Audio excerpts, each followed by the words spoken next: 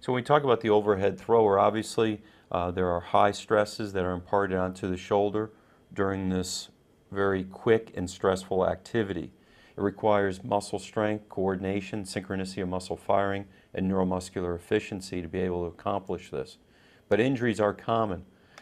Throwing, as in pitching, is the fastest human movement. You're moving faster than 7,000 degrees per second. From leg cocking to ball release, it takes 0.03 seconds, which again is the fastest human movement.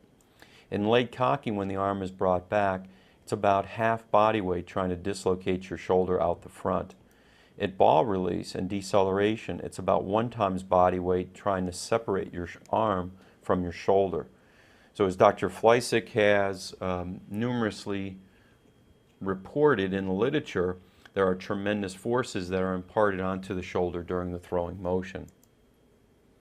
Also, in addition to high stresses, muscle activity is very high.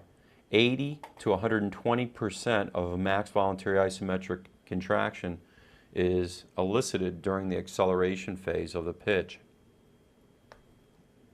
In addition, the kinetic chain is very, very important in the throwing motion. There's a transfer of energy from the legs up to the trunk, to the core of the body, and to the shoulder as a person is pitching. There are numerous injuries. At the major leagues level, 2/3 of all injuries occur to the upper extremity, shoulder and elbow in particular.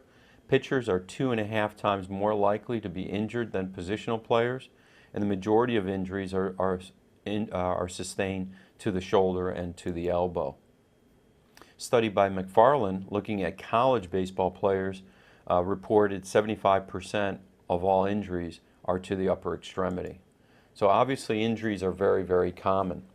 Well, what are the causes of these particular injuries? This is something that we've been interested in at ASMI for several years, and Dr. Fleisig and Dr. Andrews have done extensive research in this particular area.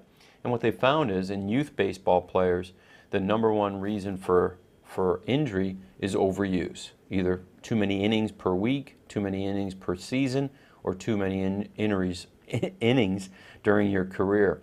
And also pitching when you're fatigued. And we'll talk about some of the guidelines and some of the positions that we take as far as a position statement here at ASMI. One of the concepts that we're all familiar with is GERD. Doctors Burkhart, Morgan, and Kibler wrote a paper in 2003 that basically said that if there's a loss of internal rotation compared to the opposite shoulder, that is referred to as GERD. And if a pitcher has GERD, then they're more likely to sustain a shoulder injury. And we'll talk about that a little bit in a few minutes. So we're interested in mature throwers, professional and scholastic, but we're also interested in young people as well, and ways of preventing injuries, but also treating injuries as well. Here's an individual who is 14 years of age. He has excessive external rotation, a marked decrease in internal rotation. His total arc of motion is about 175 degrees. And we'll talk about this individual as far as what is the appropriate treatment regimen for somebody like this. Should we get very aggressive with our stretching? Should we monitor the stretching based on how much we can elicit as far as a gain in internal rotation? And can there be a point where we can have too much total motion if we do gain internal rotation as well? As I mentioned here at ASMI, we're very interested in preventing injuries. And we have a website, asmi.org, that you're able to go to obtain exercises, throwing programs, a position statement on how much kids should throw and utilize their arm, and all this information is free at that particular website. Another website that you should be aware of is AOSSM.org, the American Orthopaedic Society for Sports Medicine.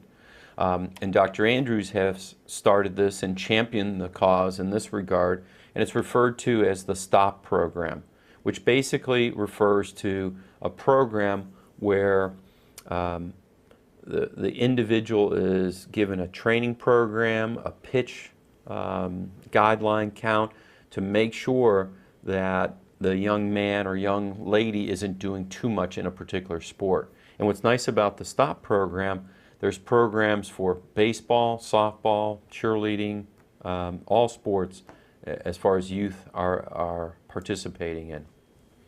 When we look at the biomechanics of throwing, the phases of the pitch have been broken down into 5 phases: the wind-up, cocking, acceleration, deceleration, and the follow-through phase.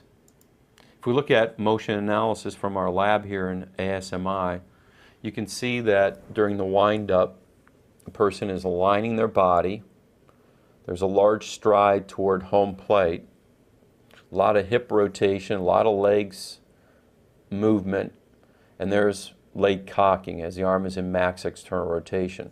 At ball release, the arm internally rotates, horizontally adducts, scapula is firing, and the muscles to decelerate the arm as well as they persist or continue on to a follow-through phase.